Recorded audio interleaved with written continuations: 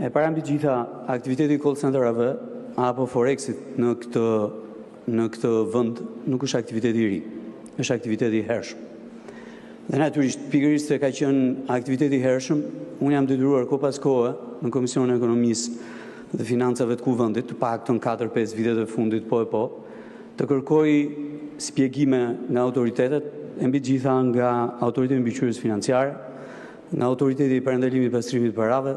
dhe natyrisht pastaj edhe nga Policia e Shtetit që ka aktivitet të qartë, ligjor, goditjen e këtij fenomeni në territor. Herën e fundit që kam folur për të gjë, ka qenë jo më larg se 2 muaj më përpara, dhe natyrisht i kam kërkuar Komisionit të Ekonomisë që të zhvillojë një seancë përbashkët me të gjitha institucionet e tjera, përfshirë AMF-n, përfshirë Drejtorinë e Përgjithshme të Tatimeve, përfshirë Drejtorinë e Parandalimit të Pastrimit të Parave dhe përfshirë edhe Drejtorinë e Përgjithshme të Policisë së Shtetit, kryesisht sektorin e krimit kibernetik, në Kuvendin e Republikës së Shqipërisë për të hartuar një program të qartë goditjes së këtij fenomeni në territorin e Republikës së Shqipërisë. Pra, ky nuk është një aktivitet që nuk është në vëmendje, nuk ka qenë në vëmendje të autoriteteve shqiptare, por qoftë edhe të Kuvendit të Republikës së Shqipërisë. Në krahun tjetër, po unë mund ta them me plot gojë që ky nuk është një krim shtetëror, ky është një krim individual i personave të cilët merren me këtë aktivitet kriminal të mashtrimit dhe të përfitimit të parave të qytetarëve europian brenda territorit të Republikës së Shqipërisë, ashtu siç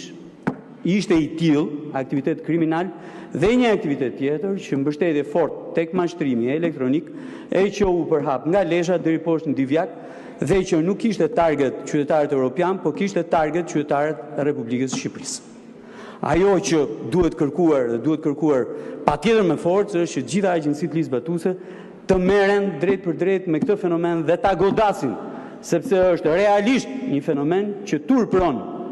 dhe shkatron imazhin e Republikës së Shqipërisë në raport me